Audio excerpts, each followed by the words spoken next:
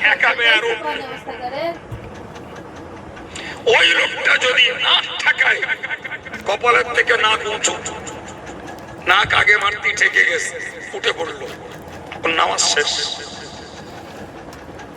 কারণ নামাজের ভিতরকার গুরুত্বপূর্ণ ফরজ হলো সেজদা, আর সেজদার অর্থ হলো ওয়াদউল জাবাহাতি আলাল আরদ আও মুতাআল্লিকা, কপালটাকে মাটিতে অথবা মাটির সঙ্গে সংশ্লিষ্ট কোন শক্ত বস্তুর উপরে কপাল ঠেকানোর নাম সেজদা।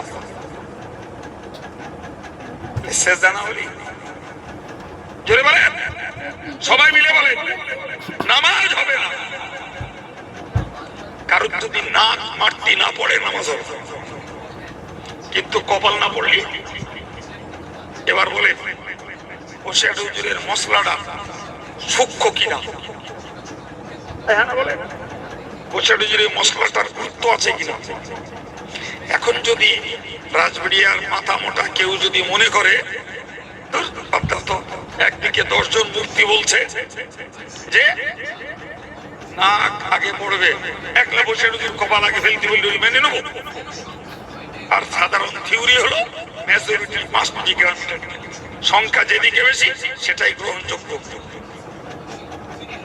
আমি আব্দুল কাইয়ুম আপনাকে বলছি, একদিকে যদি 100 কেন 500 কেন 700 কেন 1000 আলেম চলে যায়, আর হকের পক্ষে একজন যদি থাকে, খাঁটি যদি এটাই হয়, সংখ্যা দেখলে হবে না, খাঁটি একজন হলে সেটাই মানতে হবে।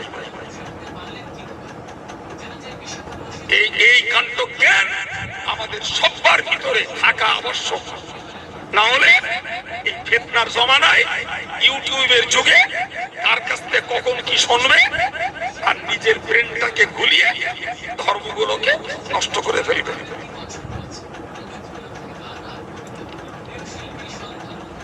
ওরে বাবা, ধেনুয়াটে উল্লাবালি হয়। কত বুঝে আসতে পারছি?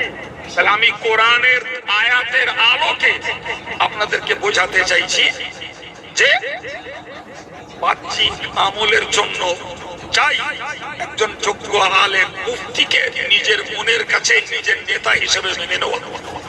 আর আধ্যাত্মিকতার দৃষ্টিতে আমি আমল করতে পারি আর না পারি, আধ্যাত্মিকতার দৃষ্টিতে একজনকে নিজের পীর হিসাবে মনের কাছে মনোনীত করে রাখা। তা না হলে খুব সহজ বাংলায় কদম ঠিক থাকা অত্যন্ত কঠিন। আমার আব্বা একটা কথা বলতেন, ওদের ঠ্যাঙের ঠিক হলো সব পাঁঠি নড়া দা। এই কথাটা আমার আব্বার বলতে শুনছি, পাঁঠি নড়া দা। আপনি তার পাঁঠি যদি নড়া হয়, এক জায়গায় টার্গেটে কোপ মারবেন, পড়বে আর এক জায়গায়। তো ঠ্যাং যাদের সোজা নেই, একনিষ্ঠ ভাবে যারা